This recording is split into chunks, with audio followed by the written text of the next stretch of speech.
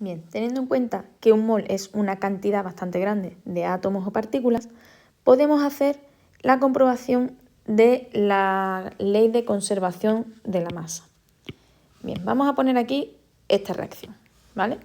¿Qué nos dice la ley de conservación de la masa? La ley de conservación de la masa lo que nos dice es que la masa de los reactivos tiene que ser igual a la masa de los productos, ¿vale? Recordamos que los reactivos eran aquellos que reaccionan para formar productos.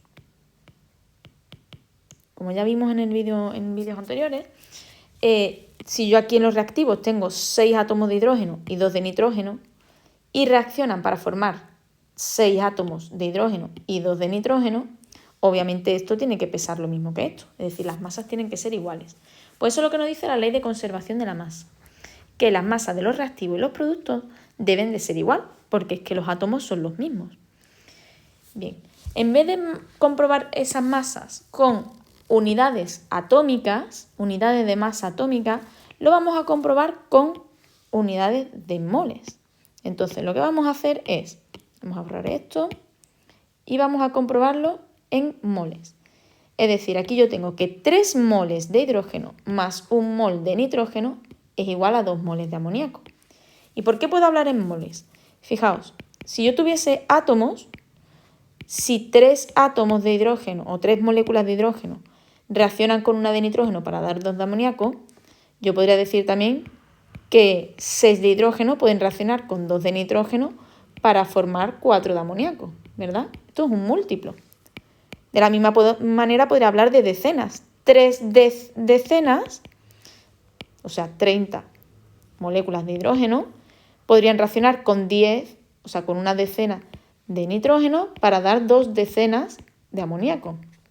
Igual que hablo de decenas, podría hablar de centenas. 3 centenas, o sea, 300 moléculas de hidrógeno, podrían reaccionar con una centena de nitrógeno para dar 2 centenas de amoníaco. Bien, por lo mismo que hablo de centenas o de decenas, podría hablar también de moles. Entonces, cuando yo hago un ajuste estequiométrico, es decir, un ajuste en una reacción química, podemos hablar de átomos, de moléculas, o podemos hablar también de moles, podríamos hablar de decenas. Entonces, cuando yo hablo de moles, yo podría calcular las masas moleculares en moles de cada una de estas sustancias. Entonces, si yo calculo la masa del hidrógeno, recordamos que el hidrógeno tiene una masa de 1, como tengo 2, estos son 2 gramos por cada mol. La masa del nitrógeno es 2 por 14. Tenemos 2 átomos de nitrógeno, a 14 pues son 28 gramos mol. Y vamos a calcular la masa del amoníaco. El amoníaco tiene 1 de nitrógeno, cuya masa es 14, y 3 de hidrógeno, cuya masa es 1. 1 por 3, 3. Vale, 17 gramos mol. Vamos a comprobar que se cumple la ley de conservación de la masa. Lo que vamos a hacer es decir, yo tengo 1 mol de hidrógeno, pesa 2 gramos, ¿vale? Como tengo 3 moles, pues pesará 3 moles de hidrógeno. Vamos a ponerlo bien puesto. 3 moles de hidrógeno. Y yo sé que cada mol de hidrógeno pesa 2 gramos. ¿Vale? Lo hemos calculado aquí, 2 gramos mol. Y ahora tengo el nitrógeno. Tengo 1 mol de nitrógeno, porque cuando aquí no hay nada es un 1. 1 mol de nitrógeno.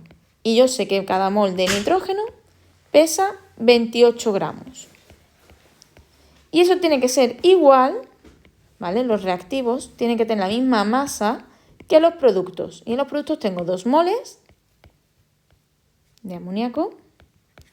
Y yo sé que cada mol de amoníaco tiene una masa de 17 gramos, ¿vale? Lo habíamos calculado antes. Vamos a hacer este ajuste. Me queda que 3 por 2 es 6, ¿vale? 6 gramos. Más 1 por 28 es 28. Y me da 2 por 17, que son 34. Pues si sumamos 6 más 28, efectivamente me da 34 gramos. Como veis, se cumple la ley de conservación de la masa.